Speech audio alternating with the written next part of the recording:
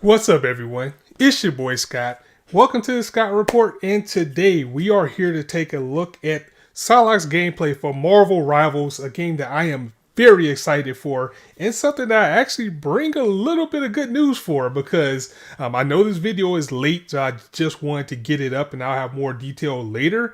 But right now, I have been accepted to the Marvel Rivals content creation team, or the content creator portion of Marvel Rivals.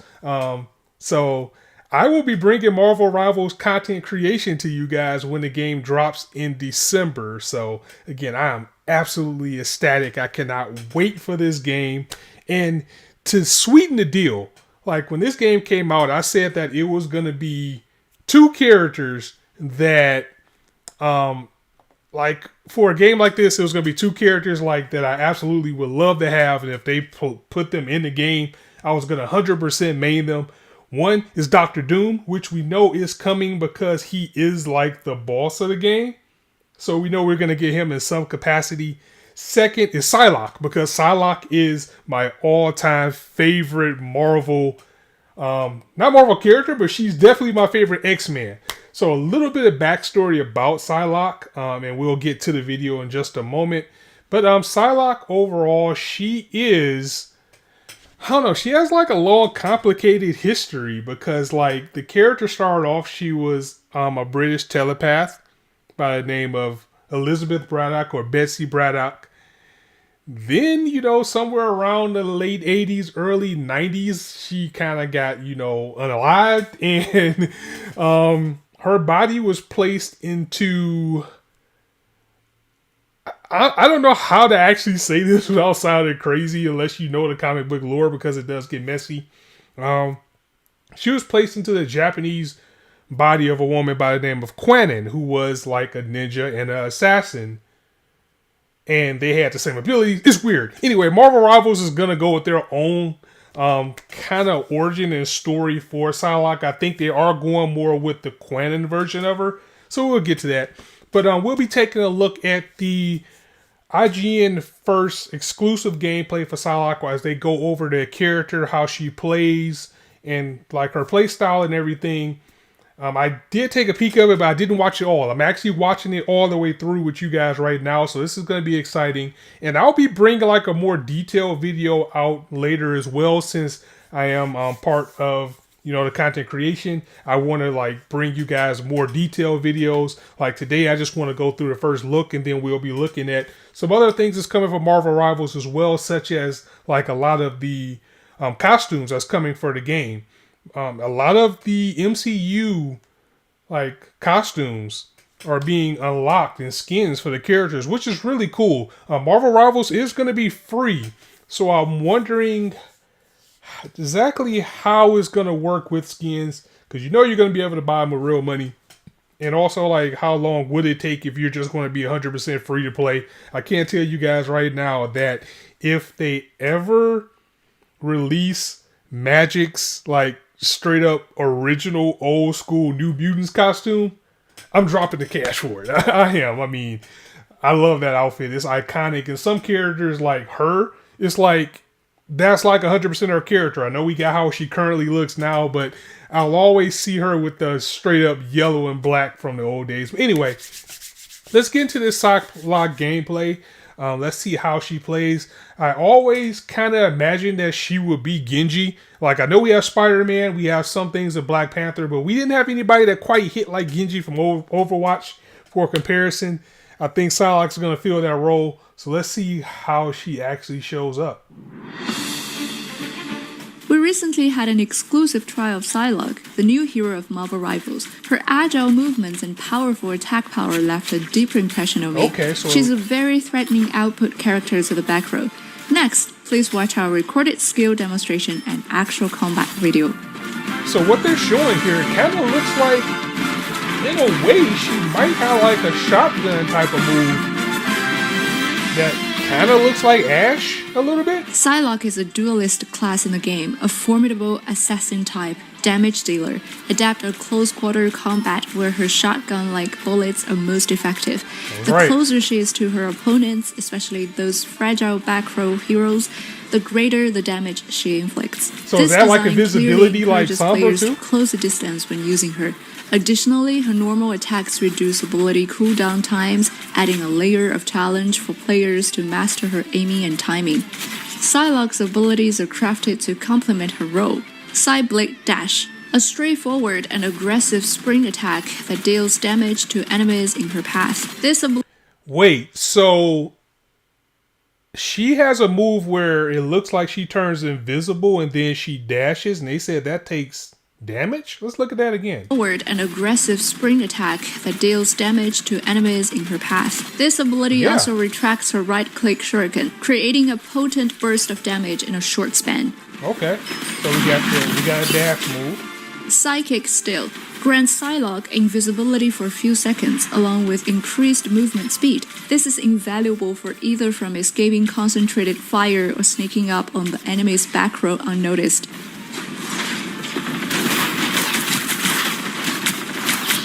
That's nice. Wing Shurikens. When activated, Psylocke throws several psychic shuriken that damage enemies and provide temporary health based on the number of shuriken that hit. Right-clicking again recalls the shuriken, causing additional damage.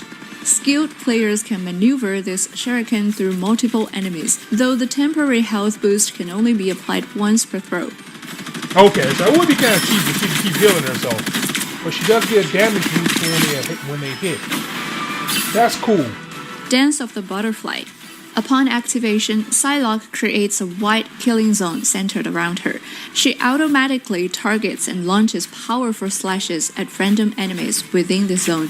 If only one enemy is present, they suffer multiple attacks. That's if multiple crazy! Enemies are within the zone, the damage is distributed among them. While the ultimate is active, players can control who Psylocke targets, but can adjust the center of the killing zone. This forces opponents to use all their movements abilities to escape quickly. Wait, we're gonna run that back. So she opens up like almost a circle, and then she attacks everyone randomly in that circle when she does it, if that's what they said, if I got that correctly. Let's go back and see what they say about that again. But that's pretty cool. If only one enemy is present, powerful slashes at random enemies within the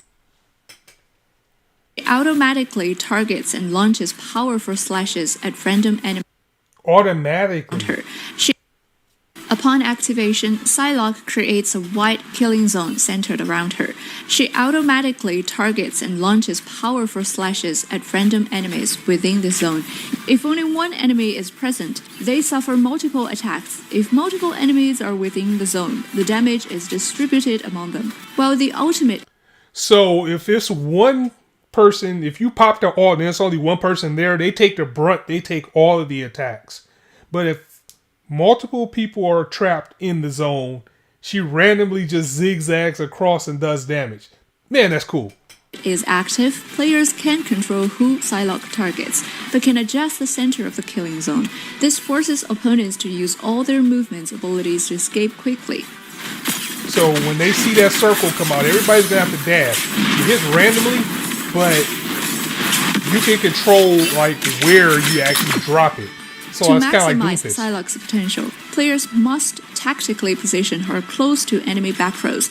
Her normal attacks and ultimate are most effective at close range, rewarding players who can adaptively navigate her into prime position for maximum impact. Okay, so she's a flanker, but she's also going to require like really good aim, because the better that you hit with her, the more damage she's going to take and the more buff Psylocke necessitates strategic coordination of her sprint and stealth ability to effectively navigate complex terrain and swiftly close in on the opponent's vulnerable back row heroes. Alternatively, she can utilize the high burst damage of her left and right click abilities, along with the cooldown reduction feature of her left click to quickly diminish the health of the front row. A useful trick when sprinting is to raise the camera to achieve a double jump effect, allowing Psylocke to reach higher areas of the map. Furthermore, combining her sprint attack with normal attacks can help secure the final blow on enemies while simultaneously moving Psylocke out of dangerous positions, avoiding focused attacks. Mastering this maneuver is crucial for maximizing Psylocke's effectiveness. When Psylocke's energy is fully charged, using her ultimate move requires careful consideration. Factors such as relative distance to the enemy, player positioning, and the decision to either deal through damage to finish off low health enemies or exploit the invincibility of the ultimate to avoid concentrated fire all test the player's judgment.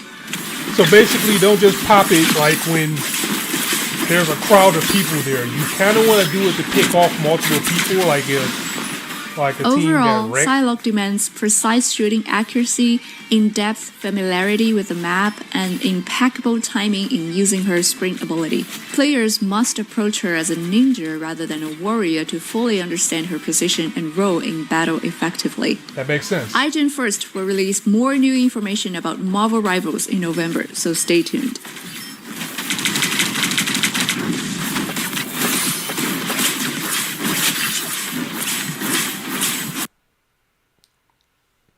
Opponents to use all their movements abilities. So basically, she's what I expected, but she's also a mix of so many archetypes that we see in these type of games.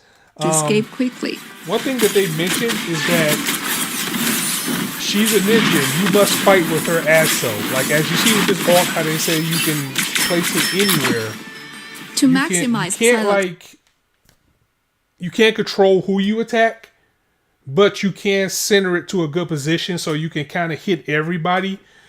But I see she has 250 health, which is expected.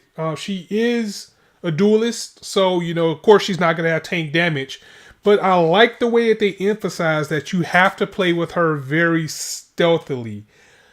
I played Magic in the closed alpha and beta, and a lot of the damage that you had to do with her had to be on the sneak. Like you had to go around, you had to pick your targets, and you had to kind of stick and move with her. If you get somebody one-on-one, if you were very skilled with her, you can take them out very easily with Magic. But if she got like, unless you had Dark Child popped, unless she got surrounded, it wasn't going to be a fun time for you. So the same thing is going to be with Psylocke, especially with them emphasizing that using her shurikens are going to require accuracy. So it kind of reminds me of Ashe with Overwatch. You're going to want to be in close with her to do the most damage and get her buffs. But also you want to like stick and move. You don't want to try to take out an entire team with Psylocke. But if you can get paired up with someone, if you can get the drop on a team trying to push with her, she's going to be very dangerous. So I'm very excited with what I see with her so far. I do want to do a more in-depth video when I have a little bit more time. Again, I was just so excited to announce that I am part of the content creation program for this game, that I wanted to get something out, you know, to kind of introduce myself, get some content out there, and then we'll get into the more bread and butter things as we go along. Because, you know, Winter Soldier, we still have Winter Soldier footage out there. We got Captain America footage out there. There's more things I want to dive into. I kind of want to do a little bit more research on Psylocke and dive into her techniques and moves, and I want to do like a video of that at the very least. That will be coming before the game drops. And another thing that I will be doing, and we have like close to 30 days now, so the game's coming soon. And as I mentioned at the top of the video, there is a lot of skins coming out for this game that we're going to go to their Twitter page, which I know isn't the best place for everybody, but that's where you can find a lot of the content for Marvel Rivals if you want to follow them there. So we'll be taking a look at some of the things that they have to offer. So as of November 2nd, we got 33 days left. As the countdown is going down, we are getting more and more skins as we are now 29 days from launch. I cannot wait to play this game. Me and my friend Son played this game like crazy during both of the betas. I'm very excited. I'm going to be a console player, even though I do have a PC. It's easier for me to play on console. So I know they don't have crossplay for the ranked in console, but if I could play it better on my PC, I would. But I'm absolutely going to be on console. When I was in the last beta, as far as ranked, I got to gold. I think I was gold 3, if I remember correctly. So that was pretty cool too. So I definitely want to get back on that road. But first, we have the reveal from today was Thor with his Love and Thunder skin from MCU. So this is the skin that Thor is going to have as an alternate. Thor was also the other character. Thor actually ended up being my best character that I played in Marvel Rivals. Like if you check into my playlist when I shared my beta footage while I was playing this game, I went on like a 20-something win streak. I went on a 20 KO streak with this guy. It was like, he's unstoppable. He's an unstoppable tank. So we have Thor. We have the Love and Thunder skin for him here. Let's read what it says. Like, after countless battles and surrendering his title as the King of Asgard, Thor stood at the crossroads of infinity. Thor reclaims his power and legacy as he soars into Marvel Rivals on December 6th in his new costume inspired by Marvel Studios' Thor Love and Thunder, which, we won't get into the MCU and some of the movies, but hey, that skin was cool. And apparently the team over at NetEase thought that Marvel Rivals could use this skin too, so I'm very excited for that. So another skin that we did get is Rocket Raccoon, or Rocket as you know him from MCU. He is actually getting his Guardians of the Galaxy Volume 3 skin, which is pretty much his comic accurate skin, as you can see here. So I can't wait to get my hands on that one. I didn't really try out Rocket as much as I would have liked to, but he was a pretty cool character, and for him to have his comic accurate basically suit, that's going to be exciting. It's like now that opens up so many possibilities of what we could see, because we gotta get the symbiote Spider-Man. I would like to see like the current Storm. Like I know she kind of has a mohawk, but I want like the current Storm mohawk, like, or like the punk rock one from the 80s. That would be cool. Again, like I would love to see a new mutant skin for Magic. But for Rockets, for Guardians of the Galaxy Volume 3, he's Rocket Raccoon. Get ready to save the Flarkin Galaxy as Rocket Raccoon in his legendary appearance inspired by Marvel Studios' Guardians of the Galaxy Volume 3. Marvel Rivals drops on December 6th. And that costume from Volume 3 was inspired by what he actually wore in the comics. So that's cool as well. I think we had a little video about Thor up here. 29 days until Odinson swings the Marvel Rivals with the Crack of Thunder. Brace yourself for the God of Thunder, Thor. Unleash godly lightning with the mighty Mjolnir and vanquish your foes with full power from... Yeah, that's probably Asgard? Okay, I'm going to butcher that, so we're going to move on. So for Rocket, it says the scrappy Guardian has the galaxy covered with his new tech blasters and enough brains to outsmart any opponent. It's almost time to team up with the righteous Rocket Raccoon. This was Psylocke. Psylocke Mutant Yokai Slayer. So that's pretty cool. That's a pretty cool name to go along with her. So it looks like we're getting the Eldritch armor for Magic. So when our brother first fell into misused sorcery magic powers erupted into new armor forged of shiny fury. Now she will make all those who face her fall before her eldritch might. So it looks like we're going to get kind of like a Silver Knight almost with blue energy or blue flames instead of the orange Hellfire. I mean, just Magic's design alone is cool, so anything you do with her is always going to look like awesome. Like seriously. And this is also the other skin that was revealed. The one before that was just the skin that Hulk had already, which was his green scar. But we're actually getting Superior Iron Man for Tony Stark.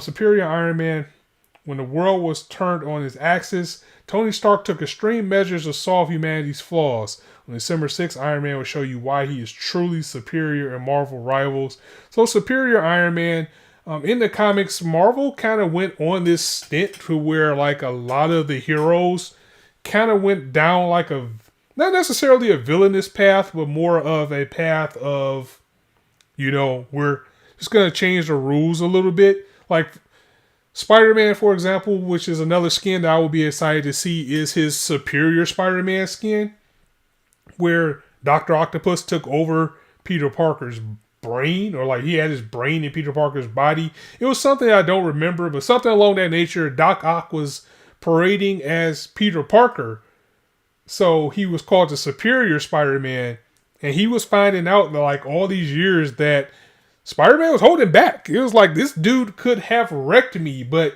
he knew how to use his powers to the point where he can hold his punches and not harm people. But at the same time, you know, he also did good for Peter, because he was like, I have this body, I have this strength, I can do things that I couldn't do before. And Peter Parker was smart, but he never used his intelligence to get ahead as much as he could. So when he was Superior Spider-Man,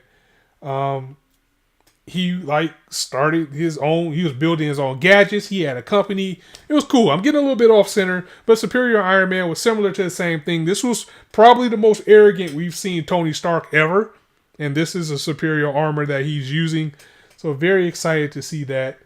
And yeah, we will have more news as it comes along. And of course, some more things come along, I will also be covering. If it's anything big, best believe I will be covering. Right now, we are just getting skin reveals, which I will probably just wait until like maybe the end of the week, and we just look at them together all at once. Talk about expectations and things like that.